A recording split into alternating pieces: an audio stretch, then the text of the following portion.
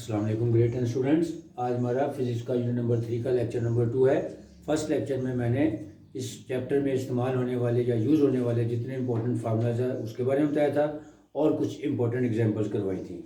आज हम numerical problems में से क्वेश्चन नंबर 1 से लेकर क्वेश्चन नंबर 4 तक करेंगे और फिर इंशाल्लाह जो बाकी रिमेनिंग क्वेश्चन होंगे वो बाद में आने वाले लेक्चर्स में करेंगे और उसमें 2 इंपॉर्टेंट एग्जाम्पल्स होंगी और बाकी रिमेनिंग क्वेश्चन होंगे। Let's start. Question number 1 given है। क्वेश्चन नंबर 1 में लिखा हुआ है द चार्ज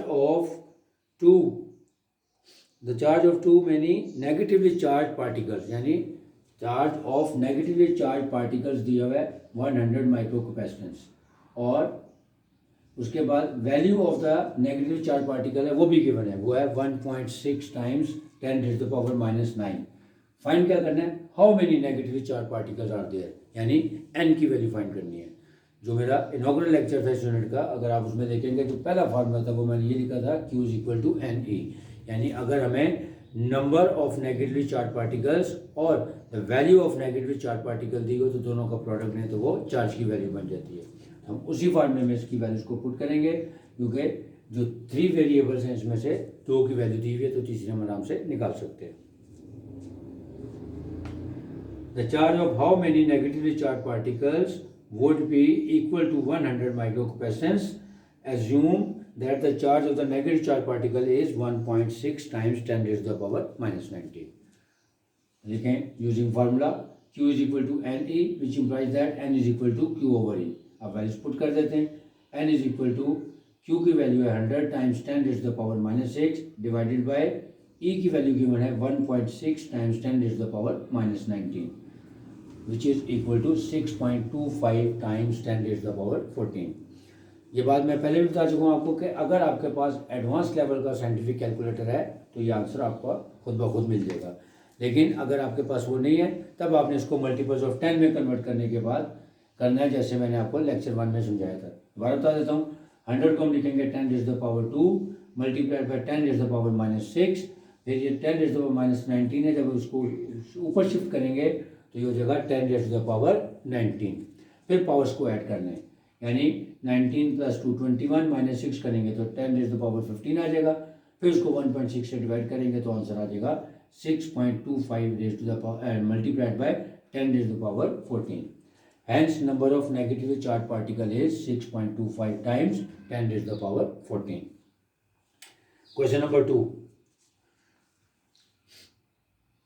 2 पॉइंट चार्जेस यानी Q1 और Q2। Q1 की वैल्यू गिवन है 10 micro capacitance, where as the value of Q2 = 5 micro capacitance are placed at a distance of 150 centimetre. क्या मतलब है इसका कि दो चार्जेस हैं, 2 पॉइंट चार्जेस हैं जो कि प्लेस हैं एक दूसरे के, यानी 150 सेंटीमीटर के डिस्टेंस पे। दोनों की वैल्यू गिवन है। Q1 की वैल्यू बताइए 10 माइक्रो कैपेसिटेंस। अगेन आपको पहले भी बता चुका हूँ कि जब भी कोई चार्ज की वैल्यू प्रीफिक्सेस के साथ आए तो उस प्रीफिक्स की वैल्यू उसमें पुट कर दें। क्योंकि माइक्रो है तो माइक्रो की वैल्यू होती है 10⁻⁻6। तो लिखेंगे Q1 = 10 micro capacitance which is equal to 10 times 10⁻⁻6C, और Q2 की वैल्यू है 5 micro capacitance which is equal to 5 times 10⁻⁻6 capacitance. K की वैल्यू क्योंकि हमने कूलम्स फोर्स फाइंड करनी है तो ये आपको बताया था कि K की वैल्यू जो है वो फिक्स वैल्यू होती है, तो क्वेश्चन में बताई जाए या ना बताई जाए वो हम खुद से लिख लेते हैं। K = 9 टाइम्स 10⁻9 nm²c⁻², ये इसका यूनिट है, लेकिन जब हम इसकी कैलकुलेशन यूज करेंगे तब इसका यूनिट यूज करने की जरूरत नहीं है। और the distance between the two charges यानी R की वैल्यू गिवन है 150 सेंटीमीटर। इसको मीटर में कन्वर्ट कर लेते हैं। 150/100 इंटू मीटर बन जाएगा, यानी 1.5 मीटर आ गया। अब हमारा गिवन डाटा कंप्लीट हो गया और हमने फाइंड क्या करना है, टू फाइंड में लिखेंगे फोर्स या Coulomb's force. Using Coulomb's law F = K times the product of the two charges, यानी Q1 और Q2 का प्रोडक्ट लें, डिवाइडेड बाय R², यानी जो उन दोनों का डिस्टेंस है उससे स्क्वायर से इसको डिवाइड कर दें। वैल्यूज पुट कर देते हैं। F = K की वैल्यू आ गई 9 टाइम्स 10⁻9 मल्टीप्लाइड बाय Q1 की वैल्यू आ गई 10 मल्टीप्लाइड बाय 10⁻⁻6, Q2 की वैल्यू आ गई 5 times 10⁻⁻6। Divided by r square, r की वैल्यू 1.5 मीटर, यानी 1.5 का स्क्वायर ले लेंगे। अब अगेन अगर हम इसमें होल नंबर है 9 और 5 उसका प्रोडक्ट ले लें, वो बन जाएगा 45, और जो पावर्स ऑफ 10 हैं उन सबको ऐड कर लें, यानी 9 + 1 10 और 10 - 6 4 और 4 - 6 -2, तो आ जाएगा 45 × 10⁻² डिवाइडेड बाय 1.5 का स्क्वायर लिया तो आ गया 2.25। अब कैलकुलेटर का आंसर निकालें 0.2 Newton. Hence the Coulomb force would be 0.2 Newton. Question number 3, very important question. अब क्वेश्चन नंबर 3 में करने से पहले आपको बता देता हूँ कि इसमें दो आइडेंटिकल चार्जेस दिए हुए हैं। क्वेश्चन में बताया है कि दो आइडेंटिकल चार्जेस हैं, तो आइडेंटिकल का वर्ड जहाँ कहीं भी यूज़ हो, चाहे मैथमेटिक्स हो, चाहे स्टैटिस्टिक्स हो, चाहे फिजिक्स हो, इसका मतलब यही होता है कि दो एक जैसे चार्जेस हैं। या आइडेंटिकल का मतलब यही होता है कि ऐसी दो वैल्यूज़ दो आइडेंटिकल कहलाती हैं जिनकी वैल्यू सेम हो, या दोनों इक्वल हो, या दोनों सेम हो। तो हम सबसे पहले इसमें यही लेट कर लेंगे कि लेट Q1 = Q2 = Q, क्योंकि दोनों आइडेंटिकल हैं, लिहाजा इसका मतलब है दोनों की वैल्यू सेम होगी। तो हम Q1 और Q2 की जगह खाली सिंबल Q यूज़ करेंगे इसमें। अब जो force produced by these two identical charges है वो गिवन है, वो है 0.8 न्यूटन, और जो आइडेंटिकल चार्जेस हैं वो हमने लेट कर लिए हैं। K की वैल्यू में पता वो फिक्स होती है, वो होती है 9 × 10⁻⁹ nm² c⁻², और दोनों चार्जेस के दरमियान जो डिस्टेंस है वो है 0.1 मीटर गिवन है क्वेश्चन में। अब फाइंड क्या करना है कि आइडेंटिकल चार्जेस जो हैं उनकी वैल्यूज फाइंड करनी है, यानी Q1 और Q2 दोनों हमने फाइंड करने हैं। लिखें using Coulomb's law, F = K × the product of Q1 and Q2 divided by r²। अब क्योंकि Q1 और Q2 दोनों की वैल्यू Q है, तो जब हम Q को Q से मल्टीप्लाई करेंगे तो वो क्या बन जाएगा Q²। तो ये फार्मूला रिड्यूस होकर क्या रह जाएगा, F = K × Q² r²।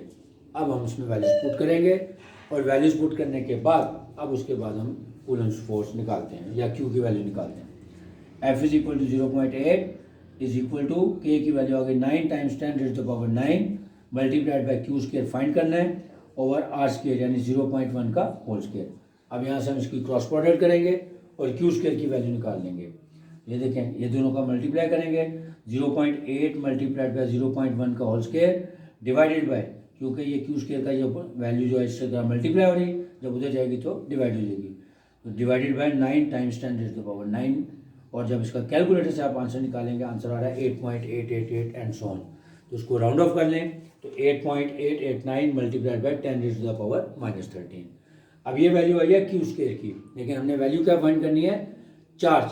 तो Q का स्क्वायर को ख़त्म करने के लिए taking square root on both sides, तो Q² का स्क्वायर रूट लेंगे और 8.889 × 10⁻⁻13 का भी स्क्वायर रूट ले लेंगे।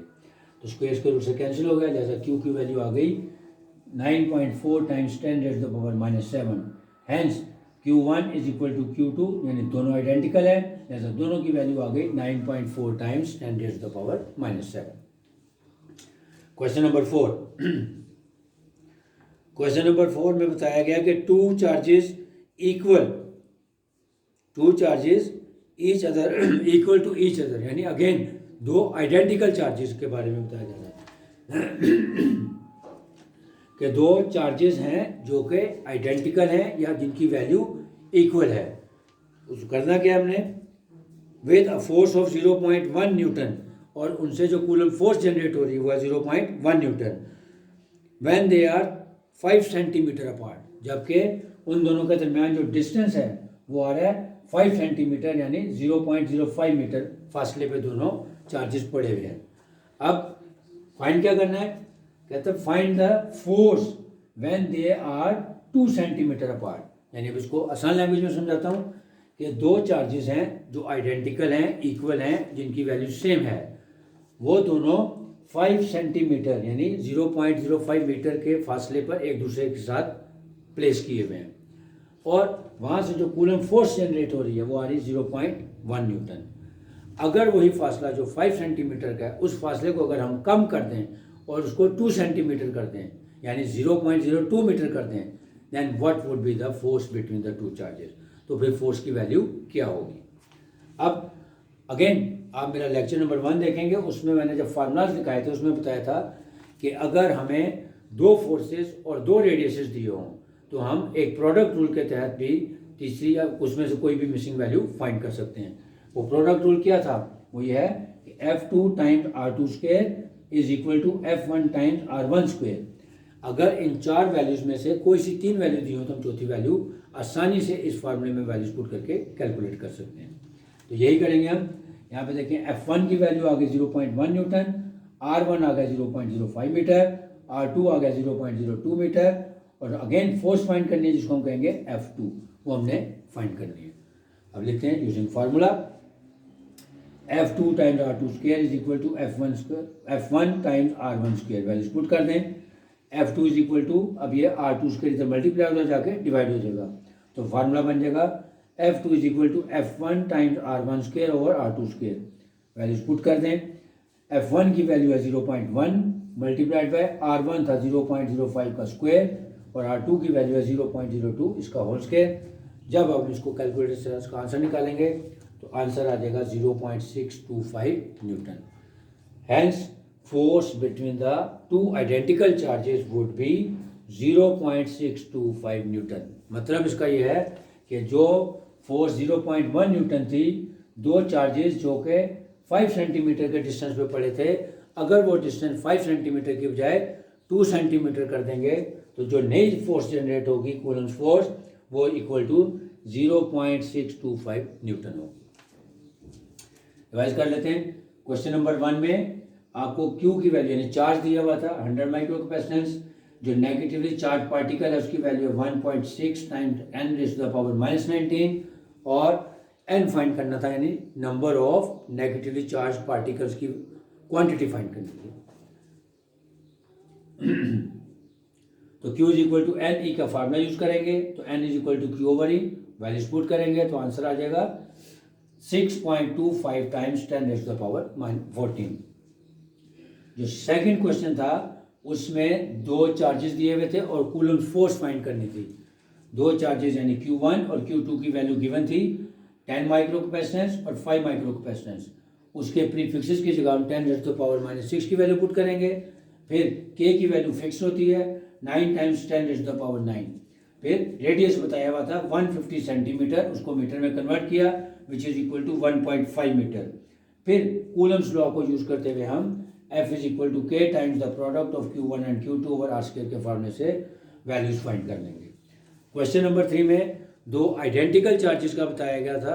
आइडेंटिकल का मतलब है कि दोनों सेम होंगे, तो इसलिए लेट कर लेंगे Q1 is equal to Q2 is equal to Q, और उसके बाद जो गिवन फोर्स है 0.8 न्यूटन, वो भी वैल्यू दी हुई थी।